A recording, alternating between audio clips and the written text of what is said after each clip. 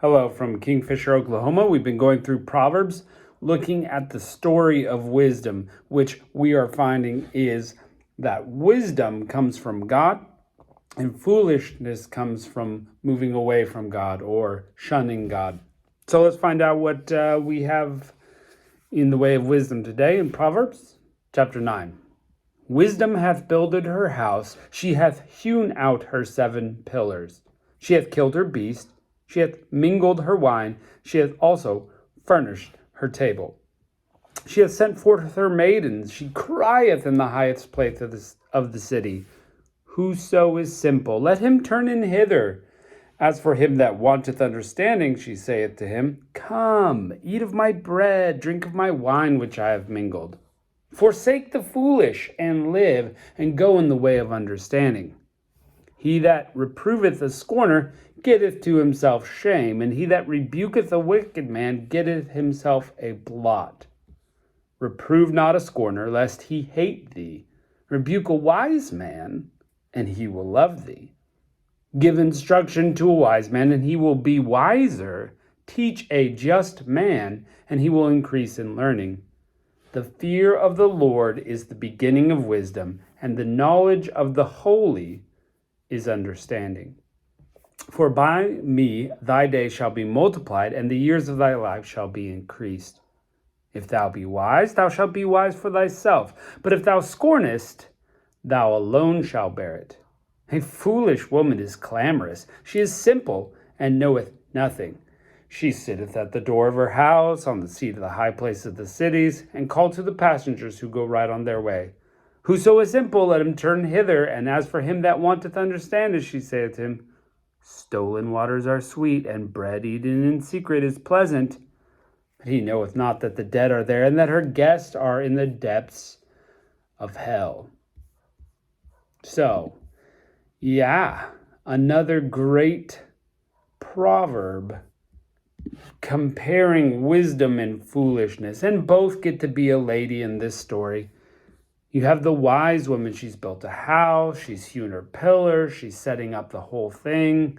She, kills a beast for food, she's mingled wine, she's furnished the table, and she sent out maidens to call people in. Come, eat of the wisdom that I have to offer. Come, eat the bread. Forsake foolishness so you can live. But here's the problem. When you reprove somebody who is scornful, all you get is a pushback. You don't get anywhere. Have you ever been around someone like that? You try to teach them wisdom and they just throw it back in your face and don't care? Proverbs. He also says a wise man, given more knowledge, will become even wiser. A wise man who listens to instruction will become wiser and increase in learning. And what is the ultimate place to learn wisdom? The fear of the Lord. So if you reverence God, if you start with God in your search for wisdom, you're going to find it. Plain and simple, it's saying. Holy understanding, knowledge, and wisdom all come from God himself. That's the only place to start. Fairly straightforward. And then we get the comparison right at the end there. You've got this other type of lady. She's not touting wisdom, but she's sitting in the door of her house. And she's also calling out to people, come in here, have what I've got. But she's talking about stolen waters and bread eaten in secret. It's like, we talked about the promiscuous woman before. And this is sort of similar. She's kind of underhanded here. She's stealing things to eat. She's trying to get away with what she can get away with. Totally different than the ordered, hardworking woman of wisdom. This is just like, hey, we're gonna get away with what we can get away with. And she's calling people in, men here. But, all people get sucked in to this foolishness of getting away with what you can get away with in life. But what we don't know is there's always a consequence. The dead are there, her guests are in the depth of hell. Because you've forsaken God. You've forsaken God and his wisdom. So of course the opposite of being with God is hell, death. Fairly straightforward. I mean, we've read half the Bible already, and always the consequences are such. You get great consequences and blessings when you follow God, and you get curses and death when you don't. And so why people don't take that up and stick to the straight path, don't know. But friend, if you haven't started that today, start now. It is the place of wisdom. Start digging in. See for yourself. I'm not making it up how wise God and his ways are. Look at it. Check it out. Okay, let's jump into another one. Proverbs 10. The Proverbs of Solomon. A wise son makes a glad father, but a foolish son is the heaviness of his mother. Treasures of wickedness profit nothing, but righteousness delivereth from death. The Lord will not suffer the soul of a righteous to famish, but he casteth away the substance of the wicked. He becometh poor that dealeth with a slack hand, but the hand of the diligent makes rich. He that gathereth in summer is a wise son, but he that sleepeth in harvest is a son that causeth shame. Blessings are in the head of the just, but violence covereth the mouth of the wicked.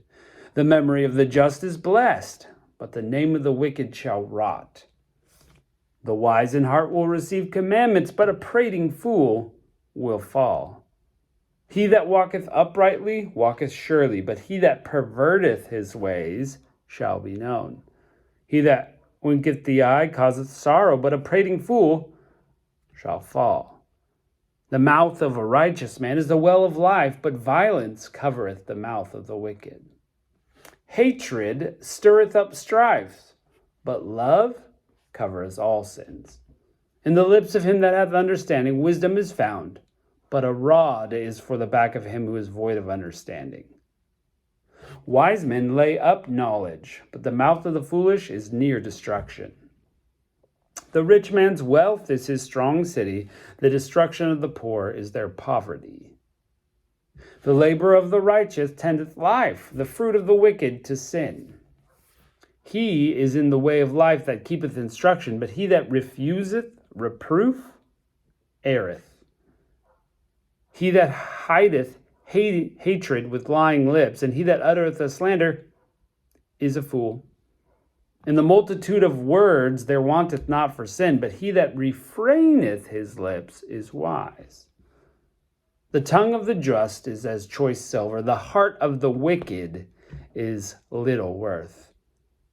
The lips of the righteous feed many, but fools die for want of wisdom. The blessing of the Lord, it maketh rich, and he addeth no sorrow to it. It is as sport to a fool to do mischief, but a man of understanding hath wisdom. The fear of the wicked, it shall come upon him, but the desire of the righteous shall be granted. As the whirlwind passeth, so the wicked is no more, but the righteous is an everlasting foundation. As vinegar to the teeth and smoke to the eyes, so is the sluggard to them that sent him. The fear of the Lord prolongeth days, but the years of the wicked will be shortened. The hope of the righteous shall be gladness, but the expectation of the wicked shall perish. The way of the Lord is strength to the upright, but destruction shall be to the workers of iniquity. The righteous shall never be moved, but the wicked will not inhabit the earth. The mouth that bringeth forth wisdom, the mouth of the just bringeth forth wisdom, but the froward tongue shall be cut out. The lips of the righteous know what is acceptable, but the mouth of the wicked speaks frowardness. So this is a very comparative proverb. And to me, this has the feel of what I picture in Proverbs. These sayings are comparative and they're self-contained. Yeah, you can see the story is comparing wisdom to foolishness. I mean, it's like back and forth here. Hey, You know what? The Lord is going to not suffer the righteous soul to be hungry, but he's going to take the food of the wicked and throw it away. So I'm going to feed the righteous, even if they don't have much, I'll feed them. But the wicked, God is going to take their food that they do have and get rid of it. So it's that kind of back and forth. He that walks upright is fine, but the one that perverteth his way is in trouble, and everybody's going to know about it. Hatred stirs up strife. Don't we know that? Isn't that so true? Those people that are just, they're always stirring up something, but love covers all sins and is a much more pleasant place to be in love. I don't want to say in love, but be full of love for people. And somebody, you're drawn to that. Wise men get knowledge, but the mouth of the foolish is near destruction. I mean, the fool is going to be destroyed. Over and over, it's saying like that. Because they're out there. The fool, it's like sport to him to do mischief. He's always thinking of something, it's going to be so fun. No. The man of understanding shows wisdom. Over and over and over again. Repeat. Look, God is wisdom. The ways of God are great. Your life will be better. If you're going to be a fool, you're going to have a hard time. You're going to be destroyed. It's not going to go well for you, friends. So why do we not just take it up? Why? One reason is we have sinful flesh. We do. We've seen that since the beginning. When someone tells us to do something, we don't want to do it. When someone tells us we shouldn't do something, that's the first thing we do, like step on grass we're not supposed to and touch the wet paint. Hello, mankind, right? But true wisdom and a better life is God's way. It's beneficial morality. He tells us what's moral, but it's also beneficial. Look, if your life is in shambles, start living God's way and see how it improves. Bet. Write it down in the comments how God has improved your life. I mean, for me, night and day difference. When I do things God's way, it always works out. Things always work out better. Always. And I would say I've avoided a lot of things in life because I chose to do God's way instead of mine. Sometimes it's harder work to show love and forgiveness and kindness when you don't want to, but it's always beneficial. I have better relationships with people when I'm kind to them than when I say the first thing that comes to my mind when I'm angry, right? Just an example. So, friends, live God's way instead of your own. Go put it into practice this week. Thanks for joining us. We'll jump into more Proverbs next time. So, we'll catch you later.